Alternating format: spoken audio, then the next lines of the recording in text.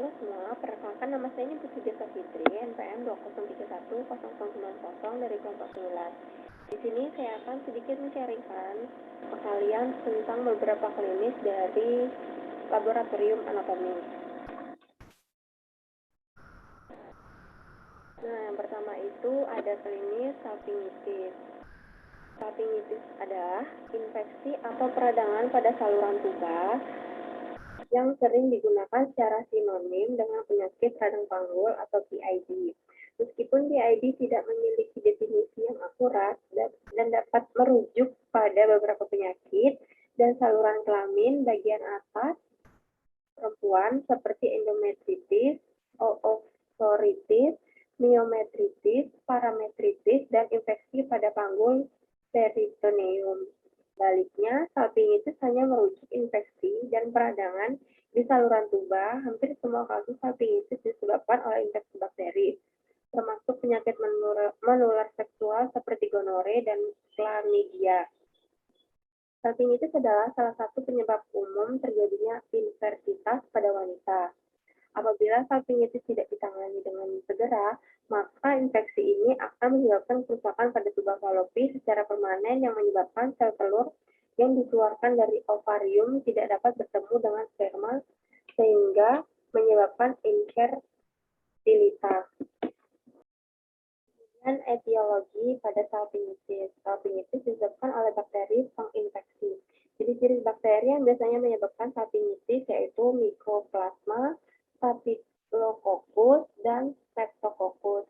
Selain itu, salpingitis bisa juga disebabkan penyakit menular seksual seperti gonore, chlamydia, infeksi puerperal, dan post-abortum. Kira-kira 10% infeksi disebabkan oleh tuberkulosis.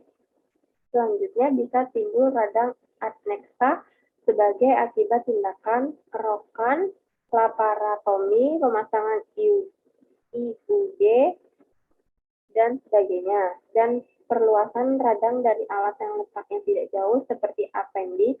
Penyebab lainnya yang lebih jarang terjadi adalah actinomycosis atau infeksi bakteri, schistosomiasis atau infeksi parasit, tuberkulosis, penyuntikan zat warna pada pemeriksaan ronsen khusus. Beberapa bakteri yang paling umum bertanggung jawab untuk salpingitis meliputi chlamydia, gonococcus yang menyebabkan gonore, mycoplasma, staphylococcus, dan streptococcus. Kemudian patofisiologi pada salpingitis yaitu infeksi biasanya berawal dari bagian vagina dan menyebar ke bagian tuba falopi. Infeksi dapat menyebar melalui pembuluh getah bening. Infeksi pada salah satu tuba falopi biasanya menyebabkan infeksi yang lain. Pada beberapa kasus, salpingitis disebabkan oleh infeksi bakteri seperti Mycoplasma, Staphylococcus, dan Streptococcus. Selain itu, salpingitis dapat disebabkan oleh penyakit menular seksual seperti gonore dan chlamydia. Infeksi ini dapat terjadi sebagai berikut: naik dari kafum uteri, menjalar dari alat yang berdekatan seperti dari appendix yang meradang. Kemudian hematogen terutama salpingitis tuberkulosa. Salpingitis biasanya bilateral. Bakteri dapat diperkenalkan dalam berbagai cara termasuk hubungan seksual, penyisipan sebuah IUD, atau perangkat intrauterus, keguguran, aborsi melahirkan, dan apendisitis. Kemudian epidemiologi pada salpingitis. Lebih dari 1 juta kasus salpingitis akut dilaporkan setiap tahun di Amerika Serikat, namun jumlah insiden ini mungkin lebih besar. Karena metode pelaporan tidak lengkap dan terlalu dini, dan bahwa banyak kasus dilaporkan pertama ketika penyakit itu telah pergi. Begitu jauh bahwa mereka telah mengembangkan kronis komplikasi. Bagi wanita berusia 16-25 tahun, salpingitis adalah infeksi serius yang paling umum. Ini mempengaruhi sekitar 11% dari wanita usia reproduktif. Salpingitis memiliki insiden yang lebih tinggi di antara anggota kelas sosial ekonomi rendah. Namun hal ini dianggap sebagai akibat dari debut seks sebelumnya. Beberapa mitra dan kemampuan rendah untuk menerima perawatan kesehatan yang layak bukan karena faktor risiko independen untuk salpingitis. Sebagai akibat dari peringatan risiko karena beberapa mitra, prevalensi salpingitis tertinggi untuk orang yang berusia 15-12 tahun. Penurunan kesadaran gejala dan kurang kemampuan untuk menggunakan alat kontrasepsi juga umum dalam kelompok ini meningkat terjadinya salpingitis. Kemudian faktor resiko pada salpingitis. Resiko pada wanita yang tidak menikah, hubungan seks di usia muda, dan punya lebih dari satu pasangan. Infeksi dapat mencapai tuba bila aliran menstruasi berbalik atau terbukanya serviks saat menstruasi. Faktor lain termasuk prosedur pembedahan di mana melewati serviks, misalnya endometrial biopsi, Curatex, histeroskopi. Risiko lain terjadi jika suatu faktor dalam vagina dan serviks yang menyebabkan organisme penginfeksi atau bermigrasi naik ke tuba. Misalnya pemberian antibiotik, ovulasi, menstruasi, penyakit menular seksual. Terakhir, dari hubungan seks dapat memfasilitasi penyebaran penyakit dari vagina menuju tuba, yaitu kontraksi uterus, sperma ikut membawa agen ke arah tuba.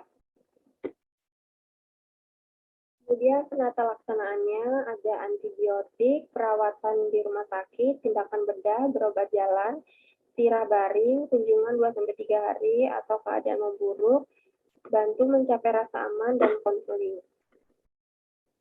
Kemudian komplikasinya ada infeksi dapat menyebar ke struktur di dekatnya seperti indung telur atau rahim, kemudian infeksi pasangan seks, mitra wanita atau mitra bisa mengontrak bakteri dan terinfeksi juga. Kemudian tubo ovarium abses, sekitar 15% dari wanita dengan salpingitis mengembangkan abses yang membutuhkan rawat inap. Kemudian kehamilan ektopik, tabung falopi diblokir mencegah telur dibuahi memasuki rahim, embrio kemudian mulai tumbuh di dalam ruang terbatas dari tabung falopi. Risiko kehamilan ektopik untuk wanita dengan salpingitis sebelumnya atau bentuk lain dari penyakit radang panggul adalah sekitar 1 dari 20. Kemudian ada pencegahannya. Yang pertama ada lakukan kegiatan seksual yang sehat, pemeriksaan kesehatan rutin, lakukan pemeriksaan ginekologi maupun tes infeksi menular seksual. Kemudian segera temui dokter jika merasakan gejala radang panggul atau infeksi menular. Kemudian saling terbuka mengenai sejarah infeksi menular seksual, salah satu tindakan pencegahan yang dapat menyelamatkan kesehatan bersama. Kemudian kebiasaan kebersihan yang sehat, hindari mencuci vagina, dan bilanglah alat kelamin dari arah depan ke belakang sesuai buang air. Yang terakhir, hindari berhubungan seksual beberapa saat, khususnya setelah persalinan keguguran, aborsi, atau setelah melalui prosedur ginekologi lain. Kemudian yang terakhir ada prognosis. Prognosis salpingitis bergantung pada usia dan faktor risiko pasien. Namun kebanyakan pasien dapat sembuh dengan baik. Resiko komplikasi salpingitis adalah infertilitas, abses tuba ovarium, dan kehamilan ektopik. Dan klinis yang kedua ada inclusion cyst atau kista dermoid. Ada kista dermoid merupakan suatu massa kistik yang dilapisi oleh epitel gepeng disertai adanya struktur adnexa seperti kelenjar sabesea rambut, folikel rambut, serta struktur lain seperti tulang, otot, dan kartilago. Secara histopatologi, kista dermoid terdiri dari 3 jenis, yaitu kista epidermoid, dermoid, dan teratoid. Kista dermoid ini mencakup 1,6 sampai 6,9% dari semua kista pada kepala sampai leher. 1,2 sebanyak 7% dari kista dermoid terdapat di kepala sampai leher, di mana sekitar 23% berlokasi di dasar mulut dan 6% diantaranya terdapat pada daerah submandibula. Kemudian ada etiologinya. Kista epidermoid adalah proliferasi sel epidermoid permukaan yang terimplantasi di dalam sebuah ruang terbatas di dalam dermis. Proses ini dapat terjadi secara spontan atau sporadik atau akibat implantasi elemen epitel secara traumatik atau bedah. Kista epidermoid berasal dari infundibulum folikel, karena itu sumbatan pada unit pilosebasia atau lubang folikel juga dapat menyebabkan kista epidermoid. Seperti ditemukan pada pasien acne vulgaris. Implantasi epitel yang menimbulkan kista epidermoid juga dapat berasal dari luka ketika bercukur dan digigit serangga.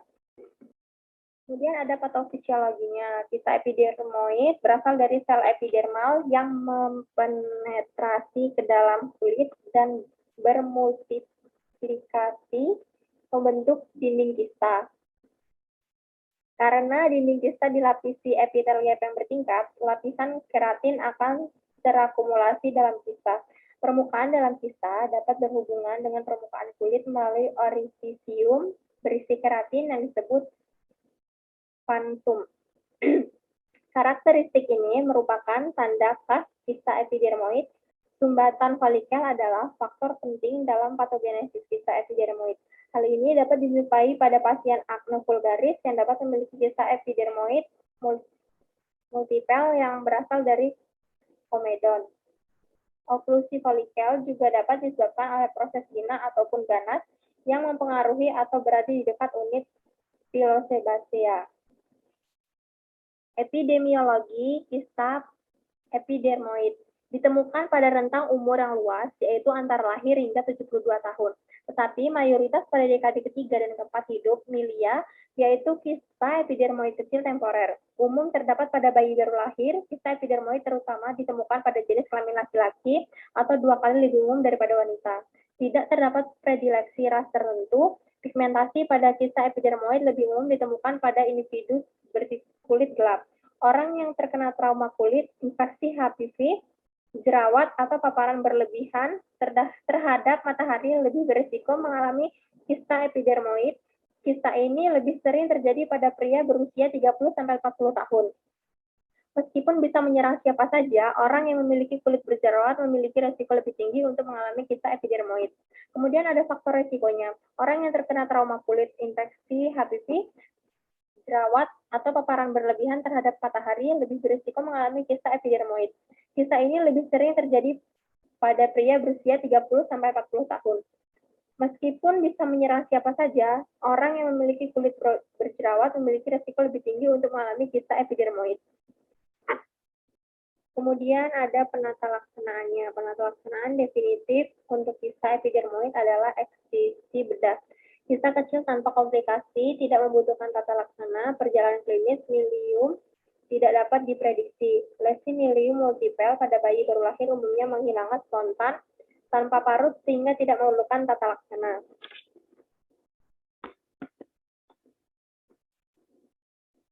Kemudian pada komplikasinya, sejumlah komplikasi yang dapat terjadi akibat kista epidermoid adalah peradangan pada area sekitar kista.